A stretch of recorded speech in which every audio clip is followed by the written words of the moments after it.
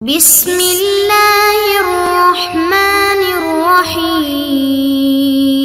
السلام علیکم معزز طلباء کرام، آپ سب کیسے ہیں؟ آج ہم نور الانوار کے سبق نمبر 272 کو پڑھیں گے۔ آج کے ہمارے سبق کا عنوان ہے ایک اعتراض اور اس کا جواب۔ آج کے ہمارے سبق کی عبارت وَاعْتُرِضَ عَلَيْهِ سے شروع ہوتی ہے۔ آج کے سبق سے پہلے جو ہم نے سبق گزشتہ پڑھا ہوا ہے اس میں ہم نے ان ملکت عبدا فہو حر بولا کسی نے، اور آدھا غلام خرید کے بیچتا گیا تو آزادی کا کیا حکم ہوگا، اس حوالے سے پڑھا تھا۔ اور ان اشتریت عبدا فہو حر بولا اور آدھا غلام خرید کے بیچتا گیا تو آزادی کا کیا حکم ہوگا، یہ ہم نے تفصیل پڑھی تھی۔ اور استعارہ طرفین سے جائز ہوتے ہوئے بھی ایک صورت میں قاضی متکلم کی تصدیق کرے گا اور ایک صورت میں تصدیق نہیں کرے گا، اس کی وجہ پر بھی ہم نے نظر کی تھی اور اس کو بھی ہم نے سنا تھا۔ تو آج اسی سابقہ گفتگو پر ہی ایک اعتراض ہے اور اس اعتراض کے جواب کو بھی ہم ذکر کریں گے اور اس کو سمجھنے کی کوشش کریں گے کہ استعارہ طرفین سے جائز ہے اور اس میں کوئی حرج نہیں ہے۔ تو آج کے ہمارے سبق کی عبارت وَاعْتُرِضَ عَلَيْهِ بِأَنَّ فِي السُّورَةِ الْأُولَىٰ أَيْضًا تَخْفِيفًا عَلَيْهِ سے شروع ہوتی ہے۔ تو ہم سب سے پہلے عبارت پڑھ کے اس کا ترجمہ کرتے ہیں، اس کے بعد پھر سبق کی وضاحت کی طرف بڑھتے ہیں۔ مصنف علیہ رحمہ لکھتے ہیں وَاعْتُرِضَ عَلَيْهِ بِأَنَّ فِي السُّورَةِ الْأُولَىٰ أَيْضًا تَخْفِيفًا عَلَيْهِ، اور اس پر اعتراض کیا گیا کہ بے شک پہلی صورت میں بھی متکلم پر تخفیف ہے۔ لِأَنَّ الْمِلْكَ كَانَ أَعَمُّ مِنْ أَنْ يَكُونَ، اس لیے کہ ملک یہ عام ہے کہ وہ ہو بالشراء او بالہبات او بالوصیت او بالارث، یعنی لأن الملک کان اعم من ان یکون، کہ ملک کا شراء کی وجہ سے ہونا یا ہبہ کی وجہ سے ہونا یا وصیت کی وجہ سے ہونا یا پھر وراثت کی وجہ سے ہونا عام ہے، کسی بھی سبب سے ملک ہو سکتی ہے۔ والشراء یختص بسبب معین منہا، جبکہ شراء ان میں سے معین سبب کے ساتھ خاص ہوتی ہے۔ فَيَنْبَغِي أَلَّا يُصَدَّقَ قَضَاءً فِي الْأَوَّلِ أَيْضًا، تو پس مناسب تو یہ ہے کہ پہلی صورت میں بھی قضاءً اس کی تصدیق نہ کی جائے۔ وَلَكِنْ هَذَا لَا يَرِدُ عَلَى الْمُصَنِّفِ، لیکن یہ جو اعتراض ہے یہ مصنف پر وارد نہیں ہوتا، لِأَنَّهُ لَمْ يَتَعَرَّضْ لذکر القضاء، اس لیے کہ مصنف تو قضاء کے ذکر کے درپے ہوئے ہی نہیں ہے۔ وَهَذَا كُلُّهُ إِذَا قَالَ عَبْدًا مُنَكَّرًا، یہ تو سارے کا سارا اس وقت ہے، یہ تو ساری کی ساری بات تب ہے کہ جب عبدن نکرہ کہے، یعنی جب متکلم نے عبدن کو نکرہ ذکر کیا ہو۔ اما اذا قیل ھذا العبد فالملک والشراء سواء، بہرحال جب یہ کہا گیا کہ ھذا العبد، تو پس پھر ملک اور شراء یہ برابر ہوں گے۔ فی انہ لا یشترط الاجتماع فیہ، اس معاملے میں کہ اس میں اجتماع یہ شرط نہیں ہوگا۔ لأن التفرق والاجتماع وصف، اس لیے کہ تفرق اور اجتماع الگ الگ ہونا اور اکٹھے ہونا یہ وصف ہے۔ والوصف فی الحاضر لغو، اور موجود شے میں جو وصف ہوتا ہے وہ لغو ہے۔ وفی الغائب معتبر،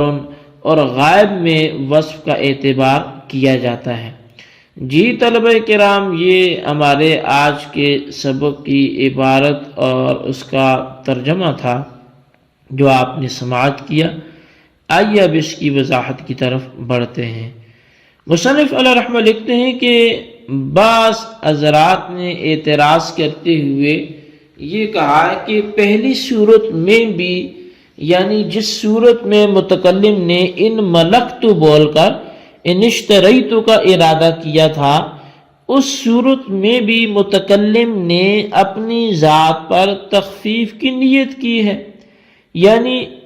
اس نیت میں بھی متکلم کا مفاد وابستہ ہے،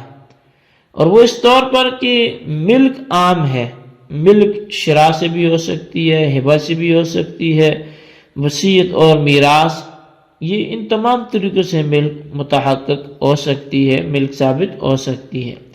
یعنی ان ملکتو کی صورت میں متکلم کا مالک ہونا اس وقت بھی متحقق ہوگا جب کہ متکلم نے غلام خریدا ہو، اور اس وقت بھی متحقق ہوگا جب کہ کسی نے متکلم کے لیے ہبہ کیا ہو، اور اس وقت بھی متحقق ہوگا جب کہ متکلم کے لیے کسی نے غلام کی وصیت کی ہو، اور اس وقت بھی متحقق ہوگا جب کہ متکلم کو غلام میراث میں ملا ہو، اور شراء ان اسباب میں سے ایک معین سبب کے ساتھ خاص ہے۔ یعنی متکلم اگر ان ملکتو بول کر شراء کی نیت نہ کرتا تو ہبہ وغیرہ تمام صورتوں میں مالک ہونے سے غلام آزاد ہو جاتا، اور اس صورت میں غلام کا فائدہ اور متکلم کا نقصان ظاہر ہے۔ اور جب متکلم نے ان ملکتو سے شراء کی نیت کی تو غلام صرف شراء کی صورت میں آزاد ہوگا اور باقی صورتوں میں آزاد نہیں ہوگا، اور اس میں سراسر متکلم کا فائدہ ہے۔ اور جب اس میں متکلم کا فائدہ ہے تو متکلم اپنی اس نیت میں متہم بالکذب ہوگا، اور جب متکلم اس نیت میں متہم بالکذب ہے تو قضاً اس کی اس نیت کا اعتبار بھی نہیں ہونا چاہیے تھا، حالانکہ آپ اس صورت میں اس نیت کا قضاً اعتبار کرتے ہیں۔ تو صاحب نور الانوار نے جواب میں فرمایا کہ مصنف منار پر یہ اعتراض وارد نہیں ہو سکتا۔ اس کی وجہ یہ ہے کہ مصنف منار نے دونوں صورتوں میں دیانتاً تصدیق کیے جانے کا ذکر تو کیا ہے،